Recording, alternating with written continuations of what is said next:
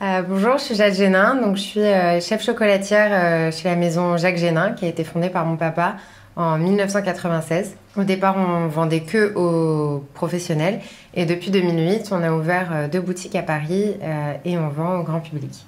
Alors, je suis chef de production en chocolaterie-confiserie. La chocolaterie, pour moi, c'est la gourmandise, c'est vraiment quelque chose d'hyper addictif. Moi, le chocolat, j'en mange tous les jours. Autant la pâtisserie, on arrive généralement à être plus raisonné. Avec une pâtisserie, on va pas manger un Paris-Brest par jour. Autant il y a beaucoup de gens, et moi y compris, qui me disent j'ai mon carré de chocolat tous les jours. C'est vraiment quelque chose d'un peu doux, d'un peu rassurant. Et je trouve que c'est un produit fascinant parce qu'il y a mille manières de le travailler. Ça peut être très gourmand, très simple, très raffiné.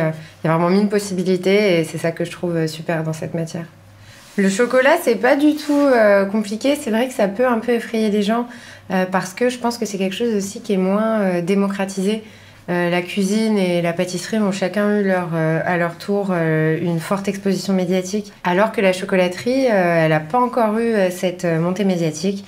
Sûrement parce que c'est un peu moins visuel.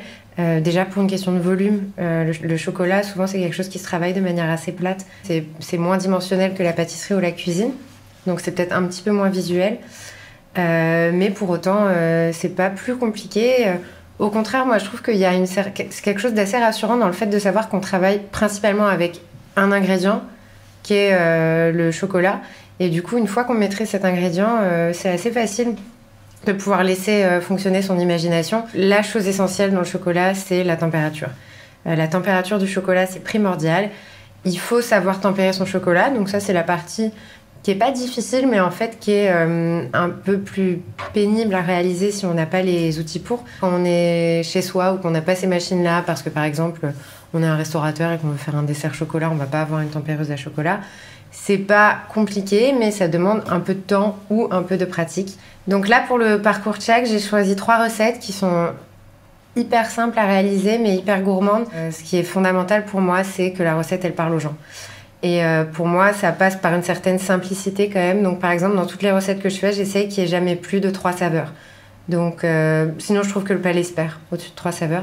Donc c'est toujours limité à 3. Par exemple, là, on va avoir le praliné, pâte à tartiner, macadamia, chocolat, banane. Donc c'est le maximum, je trouve, qu'on puisse avoir. Ensuite, il y a une recette de gâteau au chocolat d'inspiration japonaise. L'inspiration japonaise ici, elle vient de la base de la recette qui part sur du haricot rouge. Et la dernière recette, c'est des grignotines, c'est des sortes de petits trophées que vous pouvez réaliser et offrir ou emmener partout, qui sont en fait des roses des sables retravaillées pour leur donner un peu plus de finesse et un peu plus de goût que quand c'est réalisé traditionnellement avec des pétales soufflés et du chocolat. Je suis Jade Génin et bienvenue chez Tchak. Tchak. Cuisiner simple et pointu.